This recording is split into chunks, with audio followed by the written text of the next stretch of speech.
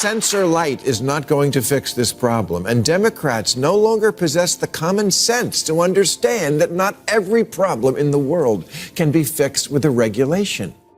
But don't tell that to the advocacy groups who also want every future car in America to only start when the driver blows into a breathalyzer. Oh, great. My other car is a Karen. I asked Senator Adam Schiff here last week when the subject of Trump's sliding poll numbers came up. Okay, but how are the Democrats going to blow it this time? This is how. Posturing, purity tests, the politics of I unfriend you if you're not exactly with me 1,000%. Bill Maher's on a tear, torching woke nonsense nonstop. At this pace, he might plant a foot in the center right or cross over entirely. Left-wing absurdity is clearly wearing him down. He swears he's not switching sides, but cracks show. So, what's got Maher fired up now? And whose heads did he verbally decapitate? Smash that subscribe button. Let's dive in. Other uncomfortable racial news. It's sad news. We found out this week that Sydney Sweeney is a Nazi. That was just... no, she's not. But you all see the ad that she's out there. This is a very important ad that we're seeing now. There she is, dressed like Jay Leno in all blue denim.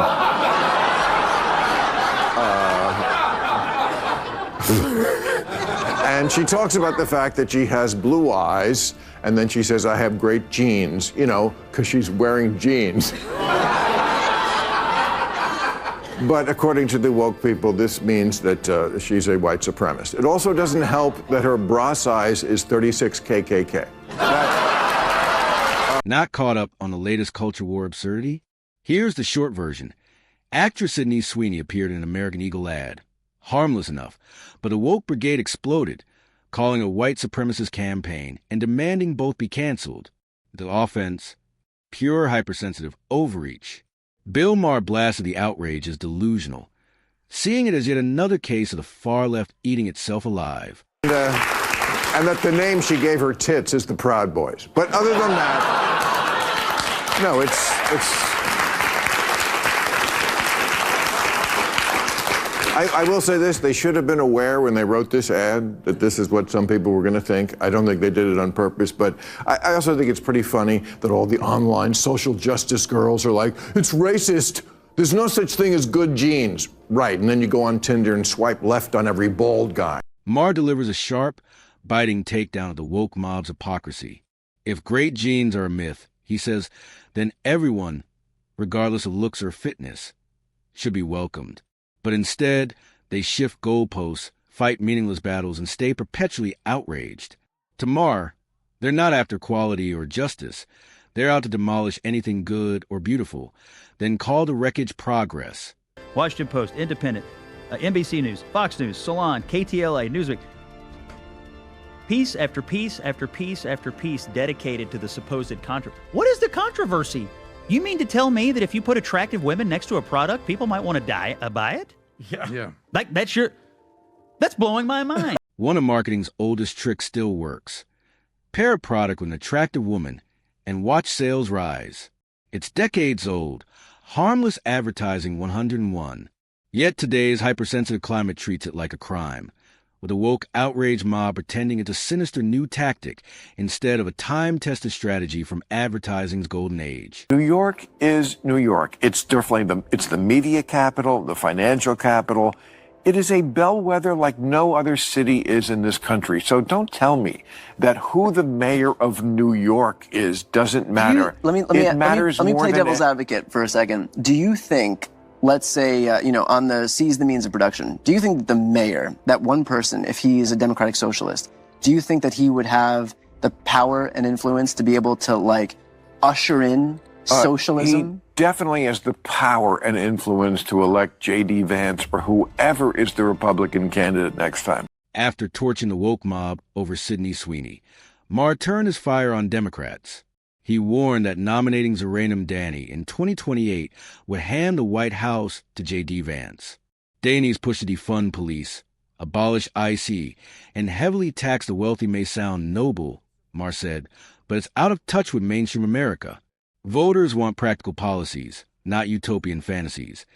And if Democrats chase purity over pragmatism, they'll keep losing. It is a walking commercial for the Republican Party I think nationally. the Republicans are going to. When you let the Democrats, socialists, and now they're actually calling themselves socialists, when you let them take over a major American city, this is what you get. The state-run grocery stores, which work so well in Cuba and the Soviet Union and Venezuela, just bad ideas. And again, this ugly streak, streak of anti-Semitism. Maher warns that if Zohran Mamdani becomes New York's governor, the state will be his political test lab. Every policy on economy, housing, welfare, or infrastructure would preview a Mamdani presidency. Like Gavin Newsom in California, he'd face national scrutiny, judged not by slogans but by results. If New York struggles under him, his White House hopes could vanish fast. The most popular politician on the left. AOC? I don't know. One of, but who's Bernie? Bernie is Bernie is. I mean, he's not a capitalist. No, he's not, and he's also not president. He's not. But never would be. But neither is Mamdani. No, but he will. Trust me, he will be featured in the campaign commercials. But they're going to feature people. They boogeyman everybody. Yeah, but you don't have to boogeyman him. He does it to himself. But they'll do it regardless. Nancy Pelosi, Hillary Clinton, Gavin Newsom. Yeah, but they make anybody into boogeyman. It has. I think it was just have more weight when it's real. I mean, when you can really show it. Maher says a boogeyman label only sticks if backed by facts. Pelosi's insider trading scandal and Newsom's record of spending, crime, and business flight show the danger of scaling bad leadership nationally. Likewise, warning that Zohran Mamdani could shift America towards socialism isn't paranoia. It's pattern recognition, backed by examples like Venezuela and Cuba. For Maher, the smoke comes with real fire. We've all been told that you can have it all, and you're a queen and a lady boss and that bitch. But maybe your judgy ass is no prize either. And if you jilt a guy for not thinking enough about Black Lives Matter, just tell me this. What have you actually done that made any more of a difference in any black life than what your inadequate ex-fiancé did? I asked Senator Adam Schiff here last week when the subject of Trump's sliding poll numbers came up. Okay, but how are the Democrats going to blow it this time? This is how. Posturing, purity tests, the politics of I unfriend you if you're not exactly with me 1,000%. Barack Obama used to preach that the perfect is the enemy of the good. Yeah, it's also the enemy of getting laid. Maher blasts a trend among woke women who refuse to date men outside their politics, no matter how attractive, responsible, or emotionally available they are. He sees it as cultural intolerance seeping into romance and politics, helping sink Democrats in 2024 and threatening them again in 2028. When party loyalty outranks character or connection, he warns you lose relationships and votes. Our left, what we call the woke, they seem to embrace every sort of obviously, aggressively anti-common sense thing. I can't let people who have this worm in their brain, whatever that worm is. Bobby Kennedy's not the only one with a worm in his brain. Take over this country. And I totally get that. It's just that if I had to balance the two, the left shit, yes, is still less fundamentally, existentially threatening. Maher sees the far left as an existential threat, pushing ideas that defy common sense and calling it virtue. From letting men compete in women's sports to promoting irreversible gender procedures for minors and prioritizing identity over competence. He calls it extremism, not progress. When norms are branded oppressive and dissent is labeled hate, he warns, society isn't advancing, it's collapsing. Censor light is not going to fix this problem, and Democrats no longer possess the common sense to understand that not every problem in the world can be fixed with a regulation. But don't tell that to the advocacy groups who also want every future car in America to only start when the driver blows into a breathalyzer. Oh, great, my other car is a Karen. Democrats have buried the country in bureaucracy, slowing everything from business permits to infrastructure.